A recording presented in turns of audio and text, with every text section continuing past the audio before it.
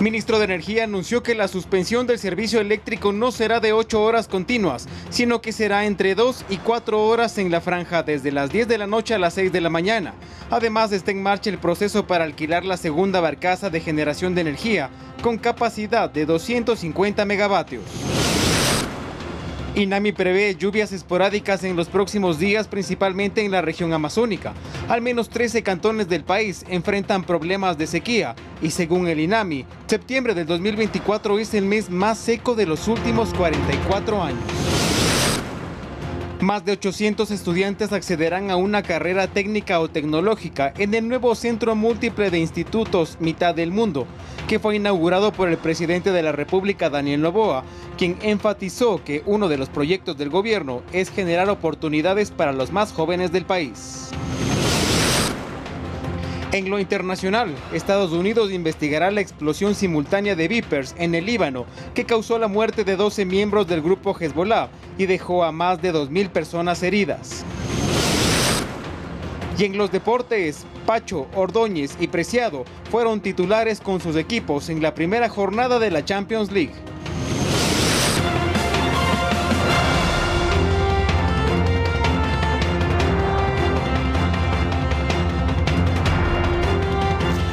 Amigos televidentes, miércoles 18 de septiembre del 2024, gracias por acompañarnos en la emisión estelar de Noticias 7. Los invitamos para que nos sigan, como siempre, en el telégrafo.com.es, ecuadortv.es, también estamos presentes en el Diario Pública FM, que nos sigan a través de todas nuestras redes sociales. Fer, ¿cómo estás? Buenas noches. ¿Qué tal, Meche? ¿Cómo andas? Un fuerte abrazo para ti y para todos. Gracias por acompañarnos en esta noche acá en el Noticiero Estelar.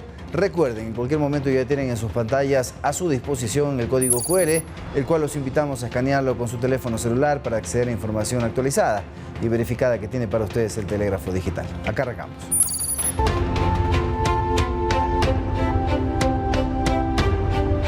Energía Eléctrica Ecuador. Mucha atención a esta información. Los cortes de energía en el Ecuador no serán de 8 horas, según indicó el ministro de Energía. Las diferentes empresas y unidades de negocio que proveen de electricidad a los cantones difundieron los cronogramas para este miércoles y jueves.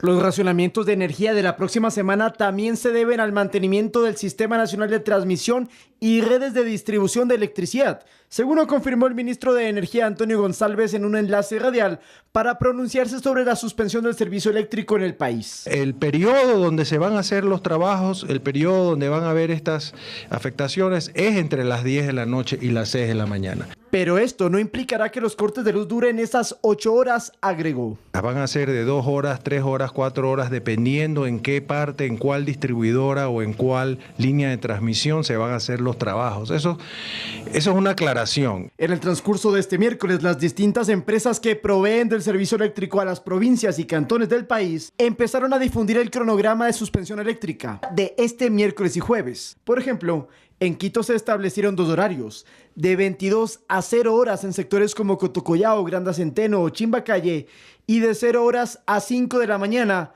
en Chilibulo, Tumbaco o Iñaquito. En Guayaquil se planificaron 4 horarios, de 10 de la noche a 0 horas del jueves, de 0 horas a 1 de la mañana, de 0 horas a 3 y de 3 de la mañana a 6. En Cuenca los cortes son de 2 horas, a excepción de zonas que estarán 4 sin el servicio, principalmente en el centro de la ciudad. En Manabí, Manta estará sin luz de las 22 horas hasta la medianoche, mientras que Portoviejo y otros cantones como Chone de 0 horas a 3 de la mañana. La Corporación Nacional de Electricidad, CENEL, en su página web y en sus redes sociales, publicó el compilado de sus unidades de negocio con el cronograma en cada una de las provincias. Sin embargo, aún no está confirmado que estos horarios se repitan para la próxima semana.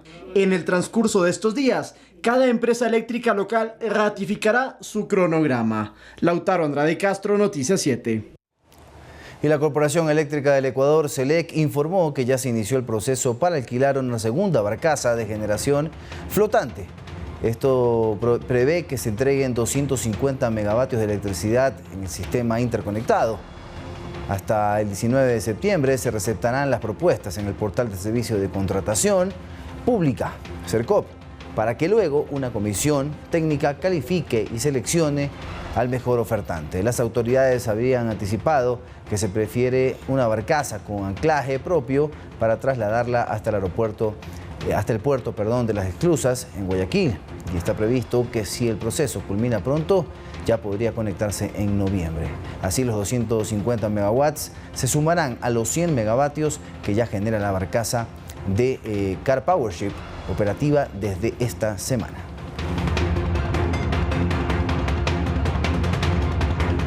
El gobierno nacional ha invertido en 9 meses de gestión 5 veces más en el sector eléctrico que en los últimos 7 años. Es lo que señaló el ministro de Gobierno Arturo Félix Wong durante el enlace radial para explicar la situación energética del país. El funcionario explicó las cifras. Veamos.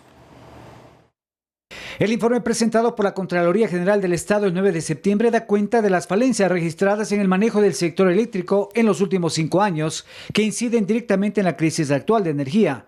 Por ejemplo, 6 centrales térmicas estaban fuera de servicio y 6 más no tenían mantenimiento.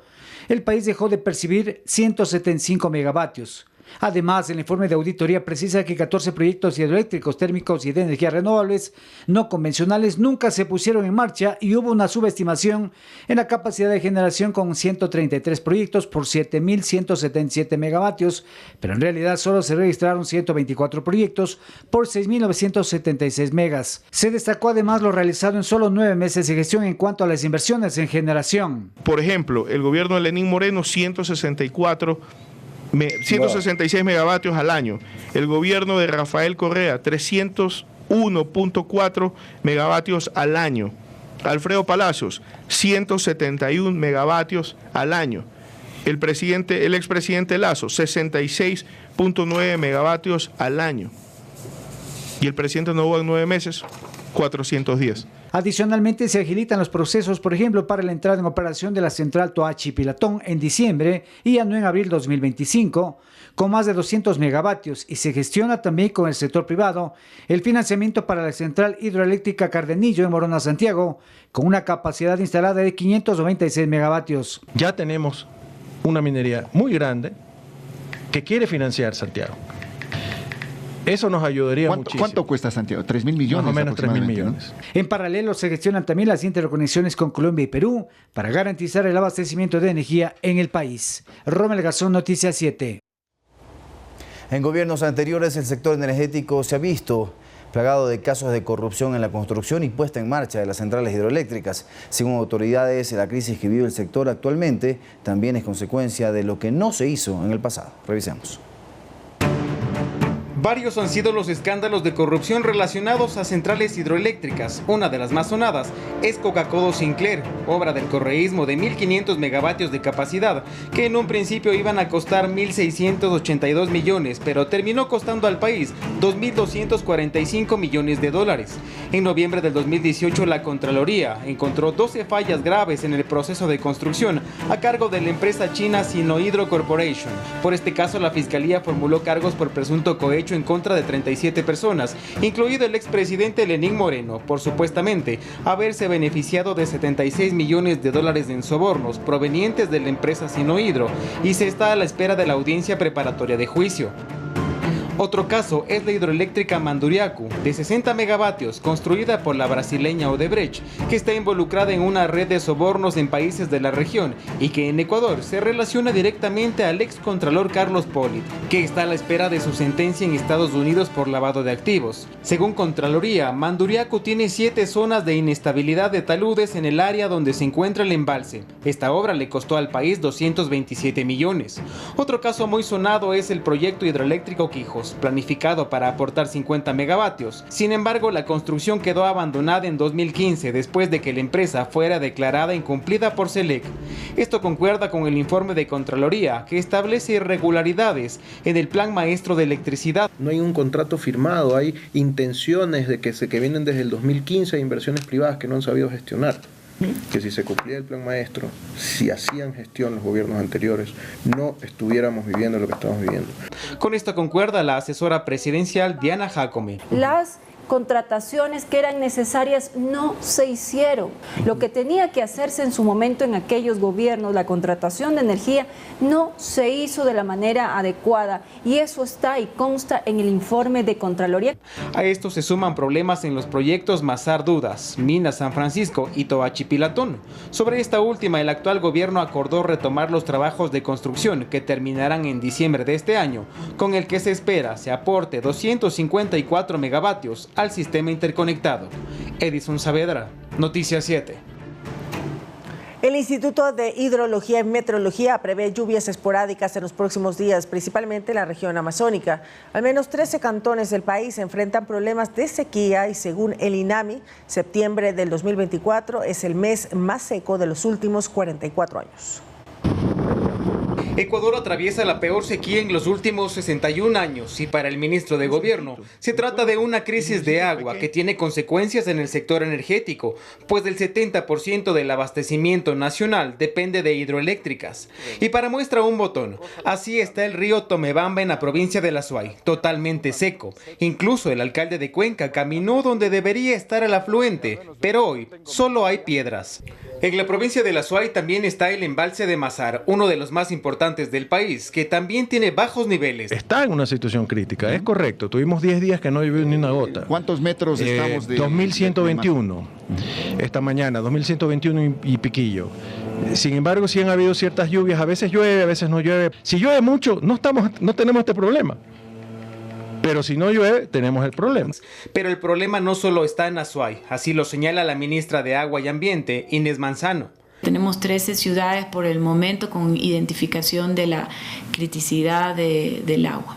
Según el Instituto Nacional de Meteorología e Hidrología INAMI, hace 60 días no llueve en la costa y similar panorama tiene el resto del país. Este mes de septiembre es uno de los meses más secos de los últimos 44 años. Prácticamente la cantidad de precipitación que tenemos durante este mes ha sido bastante limitada. Estamos entre los niveles más bajos históricos de precipitación desde que existan registros. Pero la gran pregunta es, ¿cuándo lloverá? Posiblemente este fin de semana, sobre todo a partir del día domingo, podamos tener una jornada de lluvias incidiendo primeramente a la región amazónica. De manera inicial, estos eventos podrían empezar siendo esporádicos. Sin embargo, durante los primeros días de octubre ya las lluvias podrían tener una mayor intensidad acá en varios sectores de la sierra. Una de las estrategias del gobierno es un bombardeo de nubes para estimular las lluvias, procedimiento que se realiza en otros países de la región. Lo que hace este proceso es inyectar sustancias, el cloruro de plata, dispararlas hacia las nubes y esto origina que exista un proceso más rápido de condensación. Si todo evoluciona como nosotros lo hemos analizado, es probable que ya desde el fin de semana y la próxima semana tengamos una mayor cantidad de nubes presentes en el sector. Esperemos entonces que las lluvias vengan lo más pronto posible. Sin embargo, al cierre de esta edición, el INAMI recomienda protegerse del sol por su alta radiación ultravioleta. Edison Saavedra, Noticias 7. Y les contamos que la situación climática de falta de lluvias y múltiples incendios forestales que enfrenta el Ecuador es un fenómeno regional y hasta mundial, con los efectos del cambio climático, dicen los expertos. Por ello, se pide a las autoridades mundiales, regionales y locales impulsar acciones para prepararse ante estas condiciones adversas que se van a acentuar en los próximos años. Estas imágenes del río Amazonas y en los volúmenes habituales de agua dan cuenta de la magnitud del problema. El cambio climático sigue avanzando a pasos agigantados. Según los datos de organismos internacionales, el 40% de la población mundial tiene dificultades para acceder al agua, es decir, unos 55 millones de personas, con 700 millones de desplazados por sequía. En América del Sur, en la cuenca amazónica, se juntan problemas con los incendios y la deforestación. En la cuenca amazónica, que es supuestamente el pulmón del mundo, ya hay efectos y ya estamos viendo este tipo de problemas y de sequías que además se ven exacerbados por los incendios producidos por la deforestación, incendios producidos por temas ilegales de deforestación ilegal, de narcotráfico y de minería ilegal. A ello se suma que la temperatura global ha aumentado alrededor de 1.5 grados Celsius, exacerbando los efectos del cambio climático, con sequías por un lado e inundaciones con afectaciones al sector agropecuario, comercial, residencial y en las economías en general. La afectación en el agro afectación en la producción, en el sector eléctrico, porque además tenemos una alta dependencia, el 70-80% de generación de energía en el país estaba basado en agua, en hidroeléctricas. La situación es crítica y requiere una acción urgente a nivel global, regional y nacional para mitigar los efectos del cambio climático y proteger a las futuras generaciones. Cada gobierno local, provincial, municipal, tenga dentro de sus planes de adaptación a estos riesgos climáticos para tener soluciones. Al final, el cuidado ambiental pasa por una responsabilidad de todos los sectores. Rommel Garzón, Noticias 7.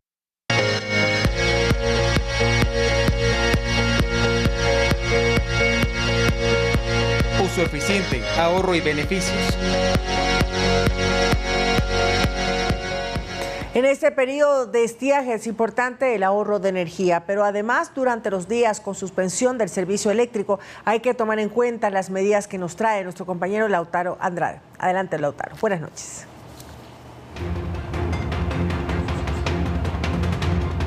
El servicio de luz estará suspendido por algunas horas, por eso es importante que en nuestros hogares tomemos en cuenta las siguientes recomendaciones, tanto de expertos en la materia como de autoridades nacionales. Primero que todo, desconecte los electrodomésticos cuando se corte el servicio, porque cuando la energía vuelve abruptamente puede tener picos de voltaje que dañen justamente los equipos. Las velas ya no son tan recomendables de usar porque podrían provocar accidentes. Para eso, mantenga cargado su celular antes del corte y así puede utilizar la linterna. Mientras esté en la cocina y no haya luz, evite abrir la nevera de su casa. Los alimentos se mantienen congelados hasta por un poco más de 4 horas, pero en todo caso, si desea, puede colocar el hielo seco en la refrigeradora. En cuanto a la seguridad, no deje los vehículos parqueados en las calles durante la noche, pero en todo caso, la policía va a estar activada en puntos críticos de cada ciudad, en hospitales y en centros de privación de la libertad. Hospitales, aeropuertos, equipos de emergencia y telefonía celular estarán disponibles según han informado las autoridades. Esto durante las horas que duren justamente los racionamientos. No hay de qué preocuparse. Pero no olvidemos el último consejo. Estamos en estiaje. Tratemos que en nuestras casas se disminuya lo que más podamos el consumo de energía eléctrica. Y el presidente Daniel Noboa dispuso el despliegue del contingente de las Fuerzas Armadas, por lo cual 31.000 militares realizarán operativos de seguridad y control durante los cortes eléctricos. Revisemos. A través de un comunicado, el Ministerio de Defensa dio a conocer que las Fuerzas Armadas han dispuesto el despliegue de cerca de 31.000 militares para realizar distintas operaciones de seguridad y control, entre las cuales están la protección de áreas estratégicas del Estado, seguridad en ejes viales, operaciones de control de armas, municiones y explosivos en zonas de alta conflictividad, además de brindar apoyo en la seguridad de los centros de rehabilitación social, protección fronteriza por aire, mar y tierra. El contingente será humano, logístico, de infraestructura y tecnológico. Además, se trabajará de manera articulada con la Policía Nacional, el ECU 911 y demás instituciones gubernamentales. Esto tras la disposición del presidente de la República, Daniel Noboa, para responder ante cualquier riesgo durante los cortes energéticos. Los ministerios a cargo de los servicios de educación y salud han dispuesto acciones para garantizar el desarrollo de sus actividades y servicios para la ciudadanía en los días de cortes energéticos programados. Los detalles de inmediato. Con los cronogramas listos para los cortes programados durante el mantenimiento del sistema energético, el Ministerio de Educación dispuso acciones para garantizar el desarrollo de las actividades educativas a escala nacional. Las clases iniciarán 1 hora después del horario habitual de ingreso establecido por cada institución educativa y se mantendrá en el horario de salida normal. Para el caso de la jornada vespertina, se mantiene el horario habitual de ingreso y salida. Y para el caso de la jornada nocturna, se deberá anticipar la salida de los estudiantes a partir de las 20 horas. La medida será aplicada desde este miércoles 18 de septiembre en las jornadas nocturnas. Por ejemplo, en la unidad Manuela Canizares, los estudiantes que normalmente salen a las 10 de la noche en su jornada nocturna culminarán sus actividades a las 20 horas. Así precautelar su integridad en la noche para que alcancen a llegar a sus hogares antes de las 10 de la noche. Mientras que el jueves 19, aquellos que ingresan en la jornada vespertina lo harán una hora más tarde de lo habitual. Porque hay rutas que son muy lejanas a la institución, entonces no podrían salir sin energía eléctrica. Estas medidas serán aplicadas en los días de cortes programados que, según el Ministerio de Energía, se darán por el momento este jueves 19 y entre el 23 y 26 de septiembre. Por otro lado, la red de salud pública, donde se incluyen las casas de salud del IES y del Ministerio de Salud Pública, a través de un comunicado dieron a conocer que las atenciones por emergencia se darán con normalidad, al igual que la atención en call center y las cirugías programadas. Manuela Bedón, Noticias 7. Y mediante el decreto ejecutivo 401, el Comité de Operaciones de Emergencia Nacional, COE por sus siglas, será presidido por la ministra del Ambiente, Inés Manzano. Esta entidad es liderada por un delegado del presidente de la República, que en este caso será el titular de la cartera de Estado, en reemplazo del ministro de Defensa, Giancarlo Lofredo, quien estuvo al frente del COE desde el 12 de diciembre del 2023. Manzano es una de las caras más nuevas del gabinete, pues el pasado 30 de agosto asumió como ministra de Ambiente.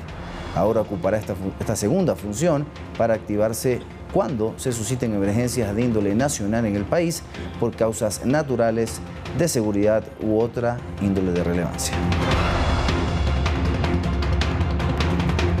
El presidente Daniel Noboa, a través del decreto 397, dispuso que todas las cámaras de videovigilancia de los municipios pasen al control del ECU 911. Con esto, los sistemas y plataformas de los gobiernos locales deberán dar acceso al ECU 911, con la que se busca garantizar la protección de datos personales de la ciudadanía para que no sean utilizados de forma indebida o sin la autorización respectiva. La videovigilancia se aplicará únicamente cuando existan indicios razonables del cometimiento de un delito. A su vez, se dispone al ECU 911 que implemente un sistema de videovigilancia en tiempo real que incluya reconocimiento facial y de placas vehiculares que facilitará las labores de seguridad, prevención del delito e investigación.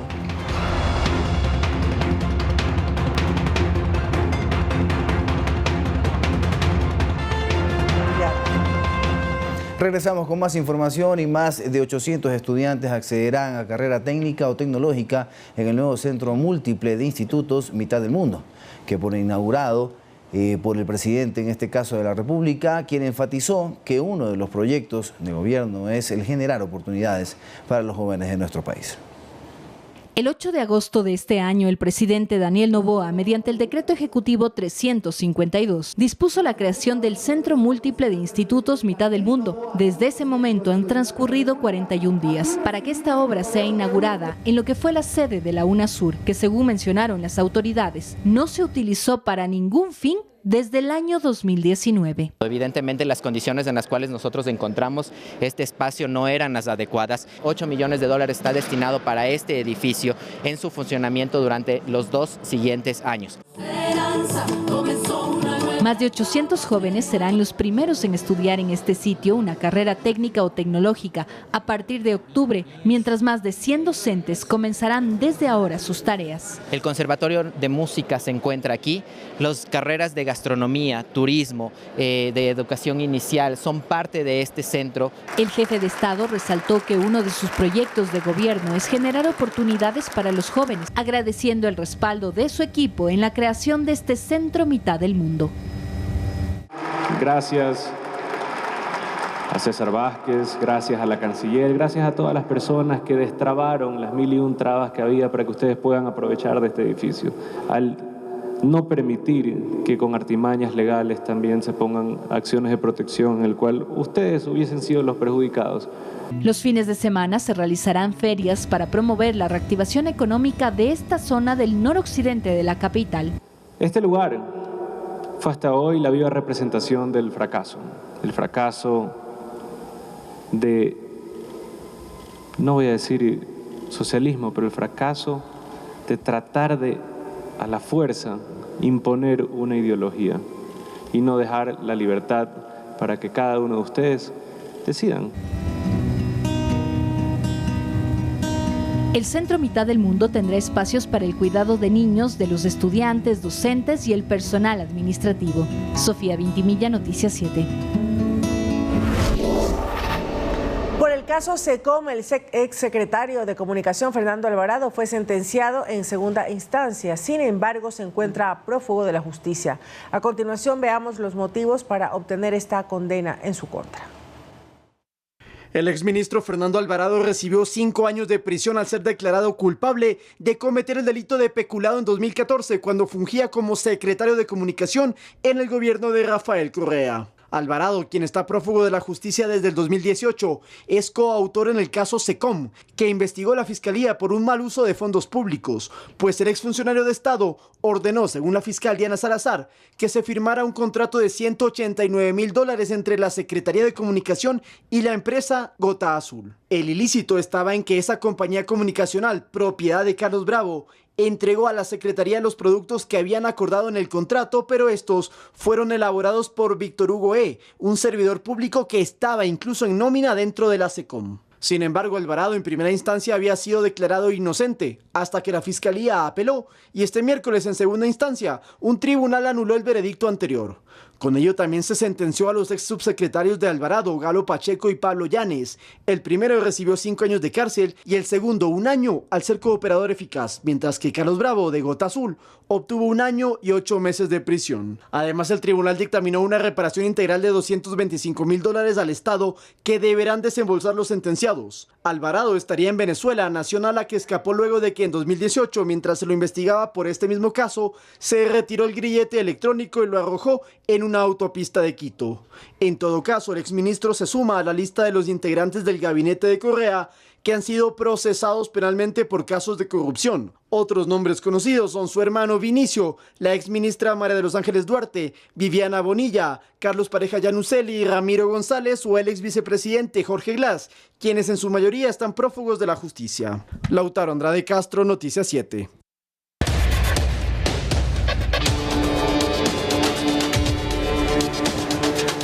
Guerra contra el terrorismo.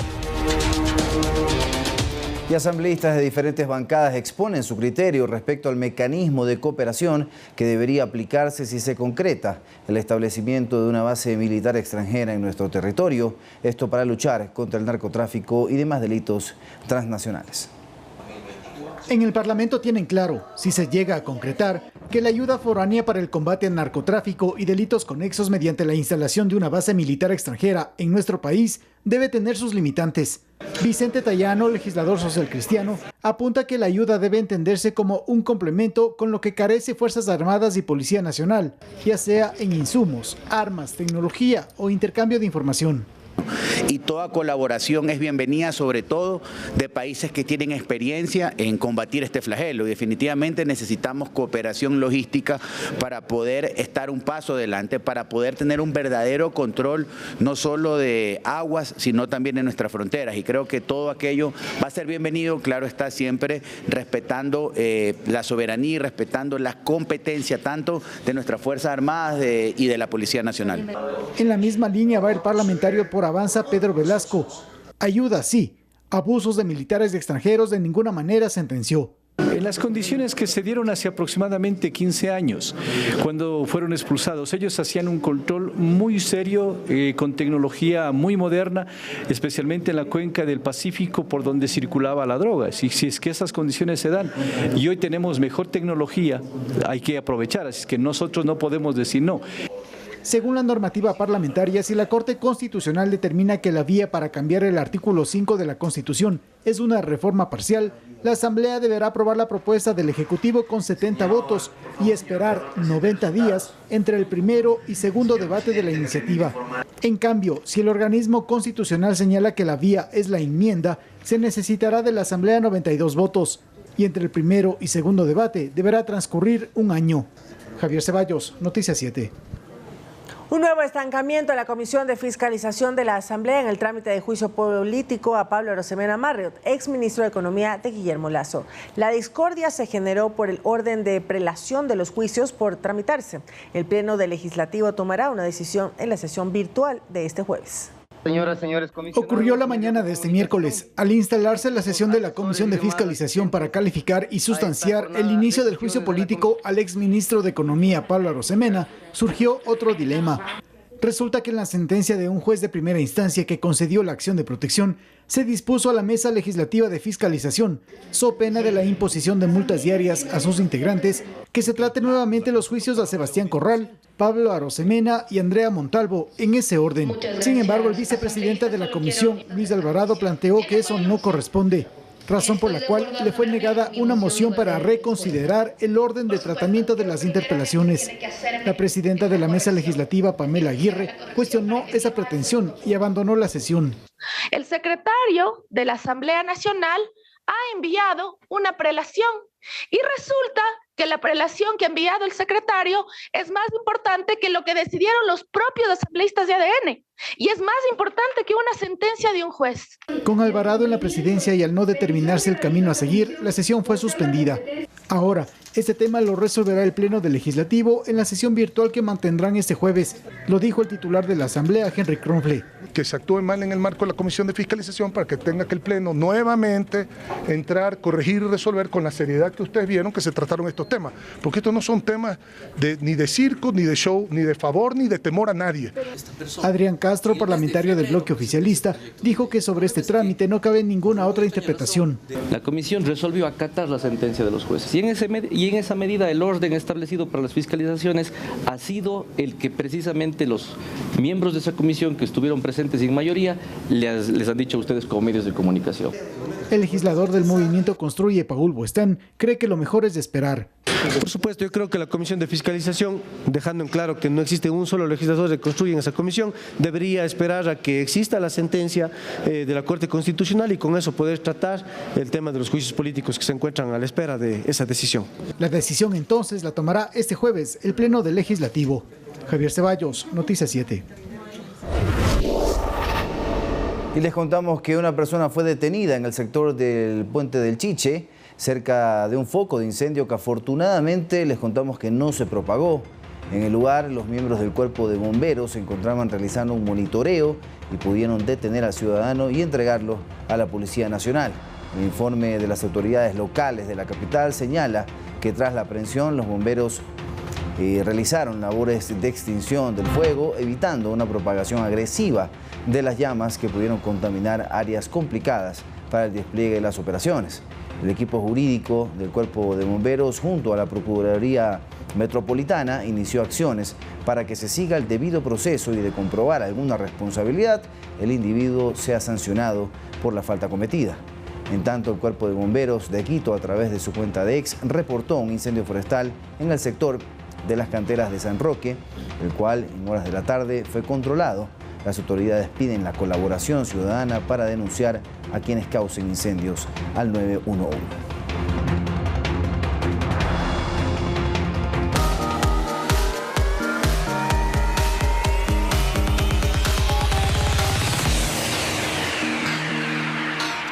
La Copa Mundial de Fotografía es el evento más importante de este arte. El encuentro usualmente se lleva adelante en Estados Unidos, pero en esta ocasión será en Ecuador. Se espera que lleguen delegaciones de 49 países y la atención de fotógrafos de todo el mundo. Vamos.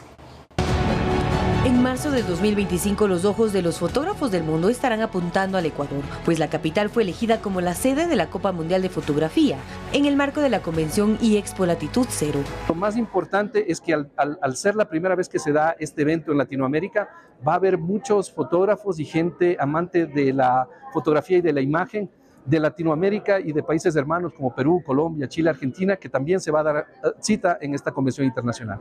Más de 5.000 participantes de 49 países del mundo llegarán, lo que significa un impulso económico, ya que existen varios rincones del Ecuador que son muy solicitados para fotografiar. Hay lugares como Mindo, en donde hay muchos fotógrafos que van a fotografiar los temas de las aves, de las cascadas, Otavalo, en donde pues tienes esta interacción con el folclore y con los colores, y pues la cereza en el pastel, que es Galápagos y que es una de las maravillas del mundo. Además, la Expo Latitud Cero será el punto central de este evento internacional, ofreciendo más de 50 actividades, entre ellas clases magistrales impartidas por destacados fotógrafos de diferentes partes del mundo. Si usted se dedica a este arte o es aficionado, puede obtener más información en la web www.cerolatexpo.com.